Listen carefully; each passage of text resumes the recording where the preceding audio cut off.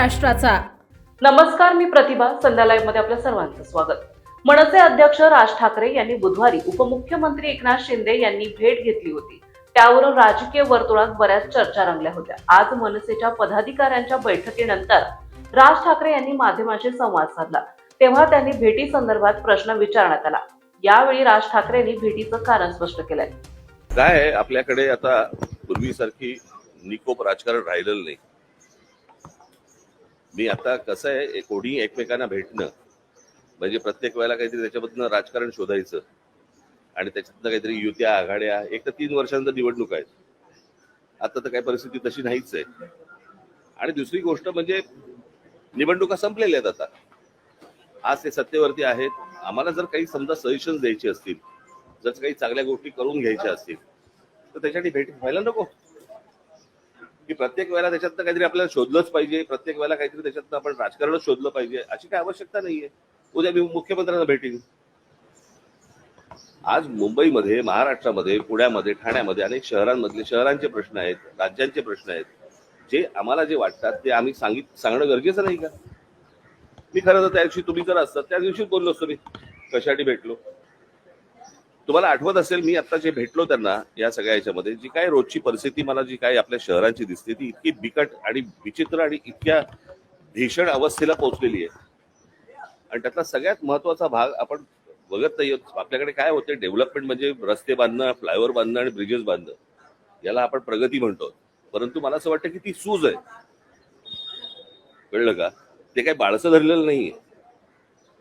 म्हणजे आपल्याकडे चांगले फ्लायओव्हर्स व्हावेत, चांगले ब्रिजेस व्हावेत, वगैरे वगैरे चांगले व्हावेत ना, परंतु आपण मूळ गोष्टींना आपण हात घालत नाही आहोत। आज काय आहे, संपूर्ण मुंबईमध्ये, ठाण्यामध्ये, पुण्यामध्ये, सगळ्या शहरांमध्येच खास करून सगळीकडे रिडेव्हलपमेंट सुरू आहेत।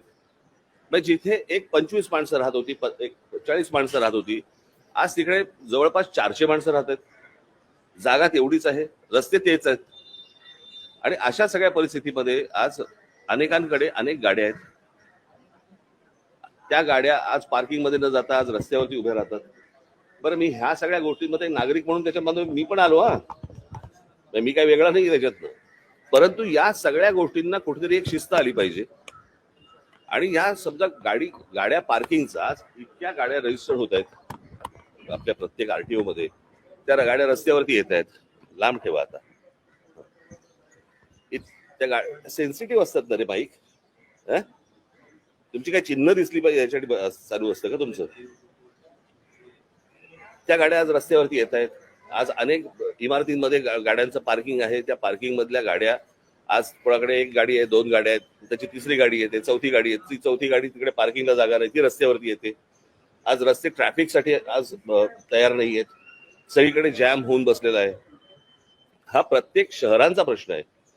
आणि शहरांमध्ये येणारी जी माणसं आहेत ती थांबत नाहीयेत, गाड्या थांबत नाहीयेत। हे आपण कुठे नेणार आहोत सगळं प्रकरण?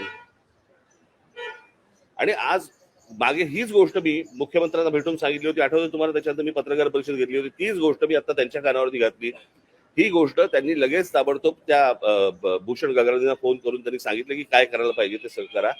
आज गाड्या पार्क असतात, कुठेही गाड्या पार्क असतात। आज डबल पार्किंग करतात। हे तुमचे कोणते ओला उबरवाले आले, त्यांना तर काय अक्कलच नसते। त्याच्या अनेक लोक अशी असतात की त्यांना बाबा ते कुठेही गाड्या पार्क करून बसतात। आणि त्यांना समजण्यापेक्षा मला असं वाटतं एकदा एका गोष्टीची शिस्त आली की त्यांनाही समजेल की कुठे गाडी पार्क करायची आणि नाही करायची। आणि म्हणून मी ते मागे जे सांगितलं होतं की लाल आणि काळा पट्टा तुमचा ह्याला फुटपाथला, त्याच्यावरती तुम्ही नो पार्किंग टाका। पिवळा आणि काळा असेल तिकडे पार्किंग टाका।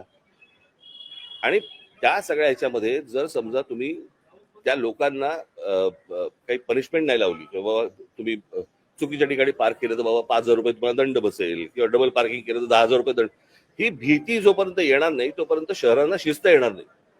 ताज्या आणि महत्त्वपूर्ण बातम्या पाहण्यासाठी आजच आमच्या संध्या लाईव्ह न्यूज चॅनलला YouTubeवर सबस्क्राईब करा आणि बेल आयकॉन प्रेस करा।